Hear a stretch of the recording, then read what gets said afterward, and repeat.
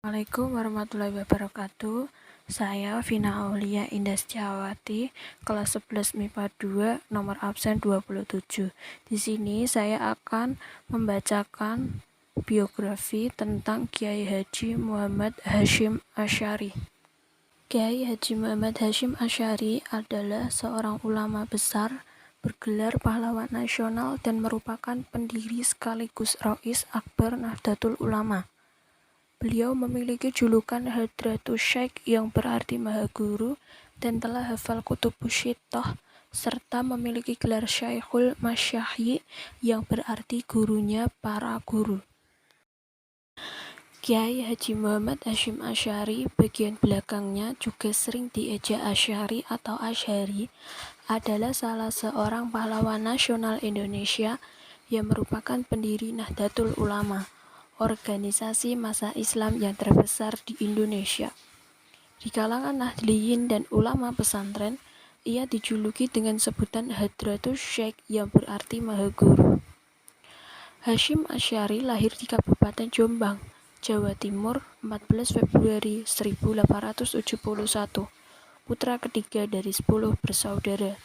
Ayahnya bernama Kiai Asy'ari, pemimpin pesantren yang berada di sebelah selatan Jombang. Ibunya bernama Halimah. Sementara ke-10 saudaranya antara lain Nafi'ah, Ahmad Saleh, Radiah, Hasan, Anis, Fatanah, Maimunah, Maksum, Nahrawi, dan Adnan. Berdasarkan silsilah garis keturunan ibu, Kiai Haji Hasyim Asy'ari memiliki garis keturunan baik dari Sultan Pajang Joko Tingkir, juga mempunyai keturunan ke Raja Hindu Majapahit, Raja Brawijaya V Lembu Petang. Silsilah Kiai Haji Hasyim Asy'ari berdasarkan garis keturunan ibu. Hasyim Asy'ari putra Halimah, putri Layinah, putri Sihah, putra Abdul Jabbar, putra Ahmad, putra Pangeran Sambo, putra Pangeran Bendowo, putra Joko Tingkir atau Mas Karbet, putra Prabu Brawijaya V atau Lembu Petang. Pendidikan Kiai Haji Hasyim Asy'ari belajar dasar-dasar agama dari ayah dan kakeknya, Kiai Usman, yang juga memimpin pesantren Gedang di Jombang. Sejak usia 15 tahun, ia berkelana menimba ilmu di berbagai pesantren, antara lain pesantren Wonokoyo di Probolinggo, pesantren Langitan di Tuban, pesantren Trenggilis di Semarang, pesantren Kademangan di Bangkalan, dan pesantren Siwalan di Sidoarjo. Pada tahun 1892, Kiai Haji Hasyim Asy'ari pergi menimba ilmu ke Mekah dan berguru pada Syekh Ahmad Khatib Minangkabau, Syekh Muhammad Mahfuz At-Tarmasi, Syekh Ahmad Amin Al-Attar, Syekh Ibrahim Arab, Syekh Said Yamani, Syekh Rahmaullah, Syekh Soleh Bafadlal, Sayyid Abbas Maliki, Sayyid Alwi bin Ahmad As-Saqqaf, dan Sayyid Husain Al-Habsyi. Di Makkah, awalnya Kiai Haji Hasyim Asy'ari belajar di bawah bimbingan Syekh Mahfuz dari Termas atau Pacitan, yang merupakan ulama dari Indonesia pertama yang mengajar Sahih Bukhari di Makkah. Syekh Mahfuz adalah ahli hadis dan hal ini sangat menarik minat belajar Kiai Haji Hasyim Asy'ari, sehingga sekembalinya ke Indonesia pesantren ia sangat terkenal dalam pengajaran ilmu hadis. Ia mendapatkan ijazah langsung dari Syekh Mahfuz untuk mengajar Sahih Bukhari, di mana Syekh Mahfuz merupakan pewaris terakhir dari pertalian penerima atau isnad hadis dari 23 generasi penerima karya ini. Selain belajar hadis, ia juga belajar tasawuf atau sufi dengan mendalami tarekat Qadiriyah dan Naqsyabandiyah. Perjuangan Kiai Haji Hasyim Asy'ari pada tahun 1899, sepulangnya dari Mekah, Kiai Haji Hasyim Asy'ari mendirikan pesantren Tebu Ireng yang kelak menjadi pesantren terbesar dan terpenting di Jawa pada abad 20.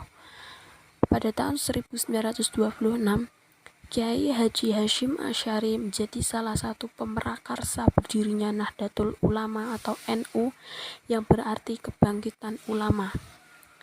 Karya dan pemikiran Kiai Haji Hasyim Asy'ari banyak membuat tulisan dan catatan-catatan. Sekian banyak dari pemikirannya, setidaknya ada 4 kitab karangannya yang mendasar dan menggambarkan pemikirannya. Kitab-kitab tersebut antara lain Risalah Ahli Sunnah wal Jamaah fi Hadisil Mauta wa Asyratis Sa'ah wa Bayama Fufis Sunnah wal Bid'ah atau Paradigma Ahlus Sunnah wal Jamaah, pembahasan tentang orang-orang mati, tanda-tanda zaman, dan penjelasan tentang sunnah dan bid'ah. Al-Nurul Mubin fi Mahabbati Syahid Al-Mursalin atau cahaya yang terang tentang kecintaan pada utusan Tuhan dan Muhammad Shallallahu Alaihi Wasallam. Adab Al-Alim wal Muta'alim fi ma yahtaju ilai al-muta'alim fi ahwali ta'alumihi wa ma ta'limihi atau etika pengajar dan pelajar dalam hal-hal yang perlu diperhatikan oleh pelajar selama belajar. Al-Tibyan Finnahi an muqata'atil arham wal aqarib wal ikhwan atau penjelasan tentang larangan memutus tali silaturahmi, tali persaudaraan, dan tali persahabatan.